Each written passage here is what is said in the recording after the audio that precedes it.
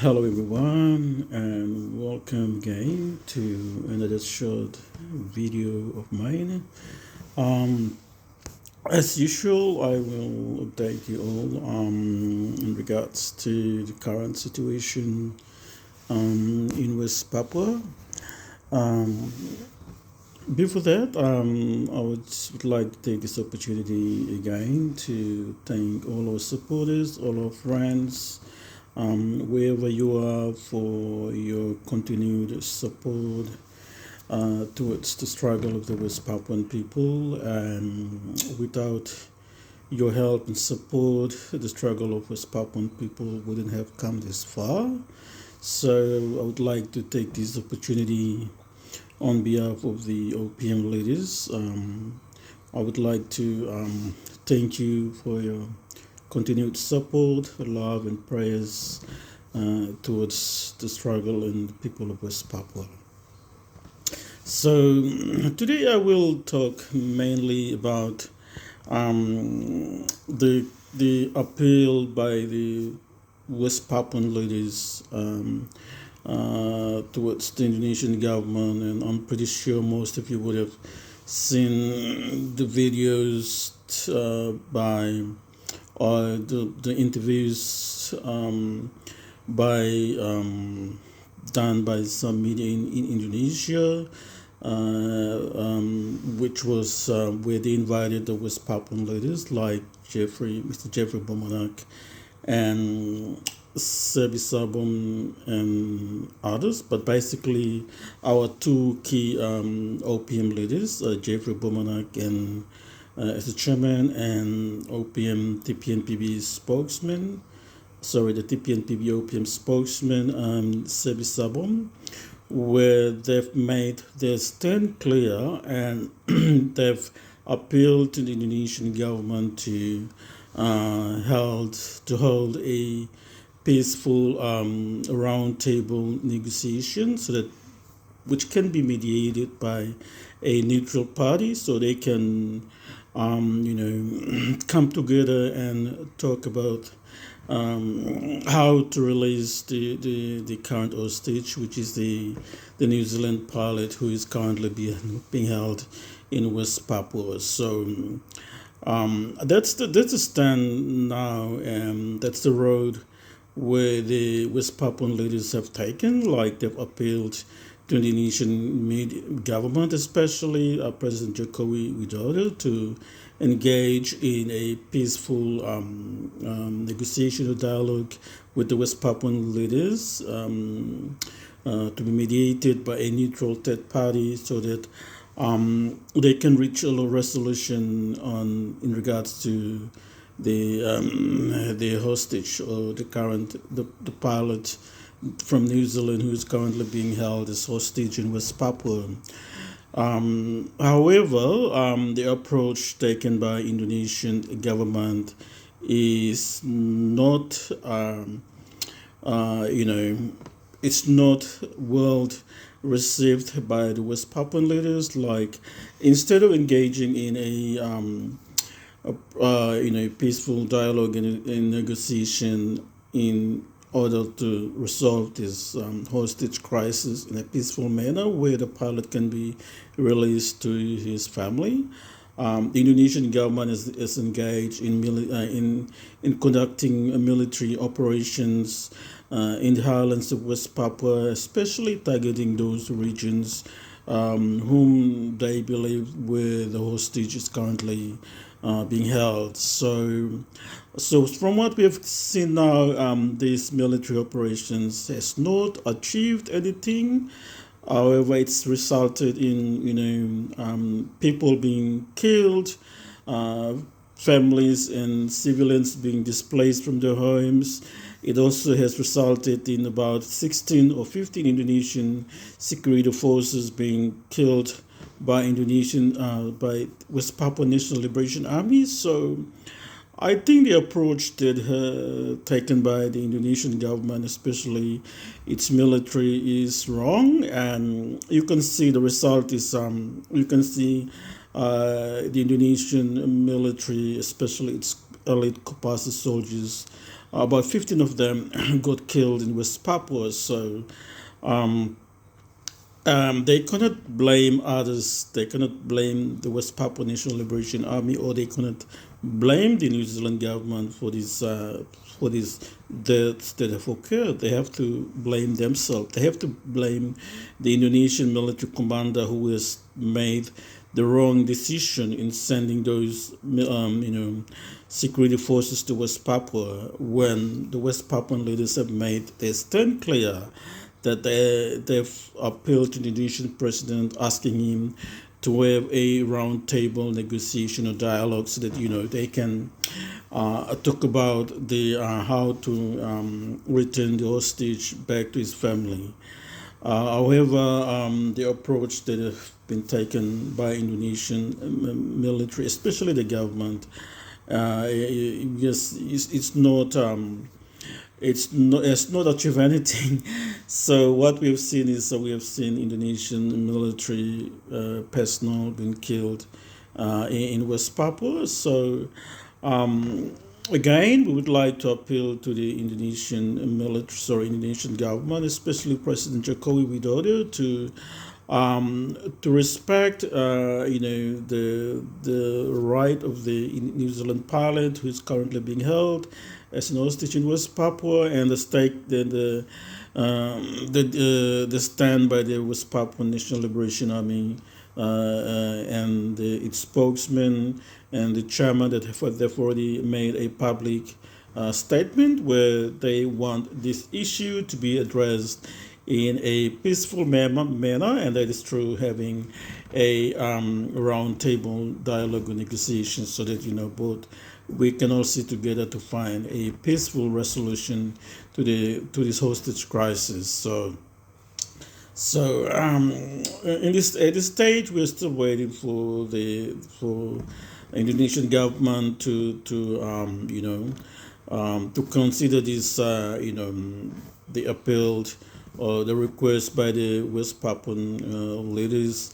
And to this stage, we have not received any positive response from President Jokowi Widodo, and I think it's almost 3 months now. I think it's over 80 days now, where the pilot is still being held in isolation in West Papua, and for me especially, I'm extremely concerned with his well-being. I know he's being looked after well by the liberation fighters over there, but where I'm coming from is, especially, you have to consider the region where it's currently being held. It's very isolated. The weather is unpredictable.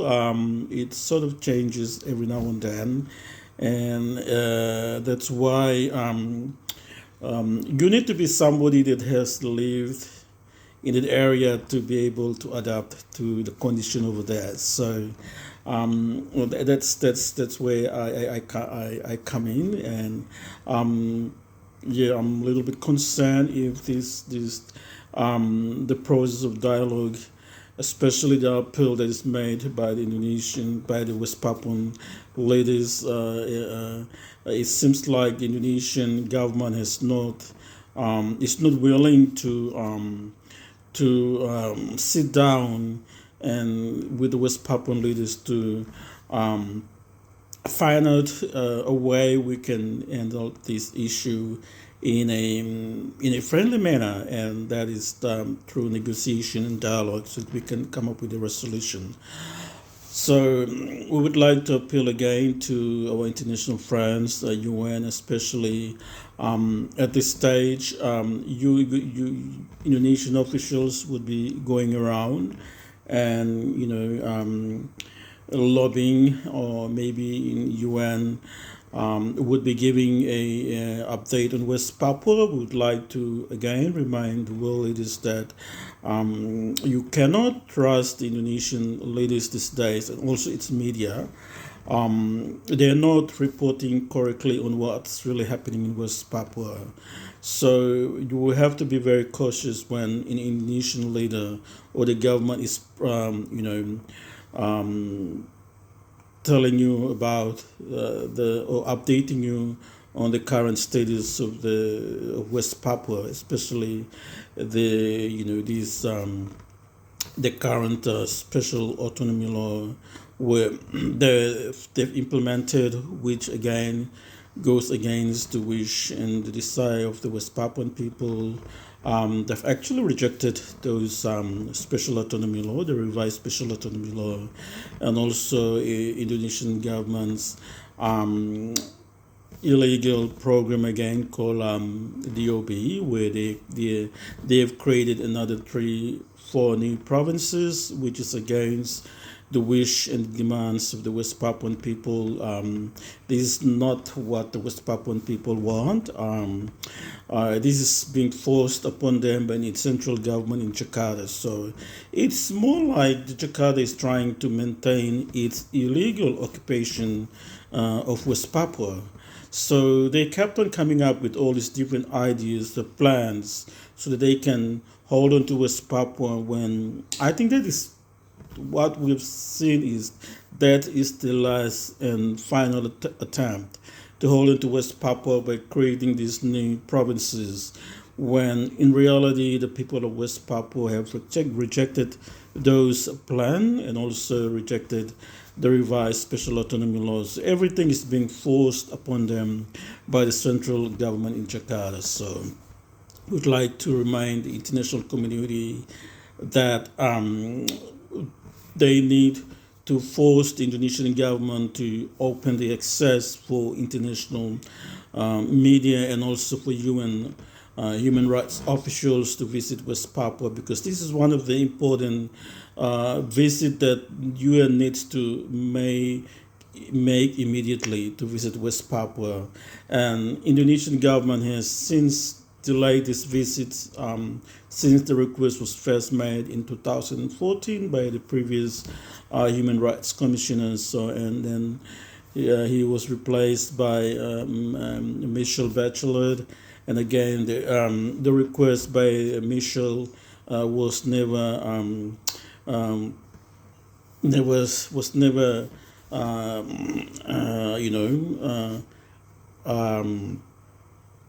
well, the Indonesian government failed to open the access, although the commissioner did mention that the Indonesian government that they would like to visit West Papua, but Indonesia failed to give the access to UN officials to come. And now we've got a new UN Human Rights Commissioner, and we will think that Indonesian government would need to do it on the interests of its citizens, to protect its good name on the international stage. However, at this stage, what we have seen is that the Indonesian government has not opened the access for UN officials to visit West Papua. So we are wondering, why is Indonesian government not allowing UN officials to visit West Papua? Is it because Indonesian government is trying to hide something from the rest of the world?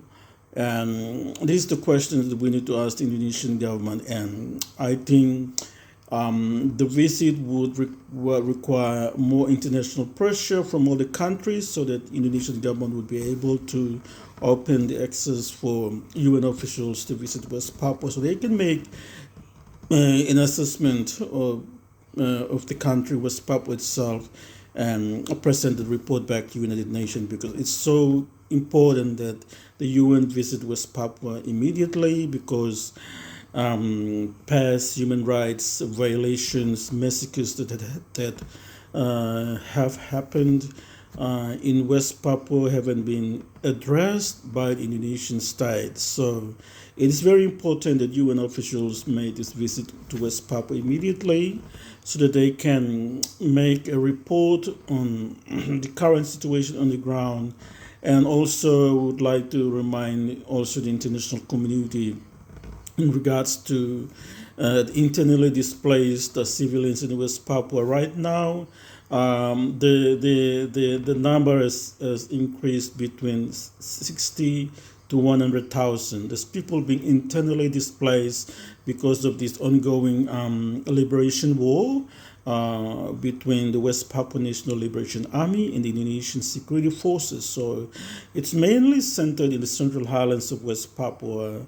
And this has actually displaced thousands of civilians. So we are extremely concerned because some of these internally displaced people, IDPs, have left their villages since 2018, and they were not able to return back home to where they belong. And as you all know, the current Indonesian military operations in West Papua, especially in the Central Highlands of West Papua, has again result in massive mass displacement of civilians. And recently, also we've got military operations in the Yapen Island and also in Sorong in Maibrat. And this displacement of civilians is causing a very serious humanitarian crisis, where a lot of civilians have not have access to good health,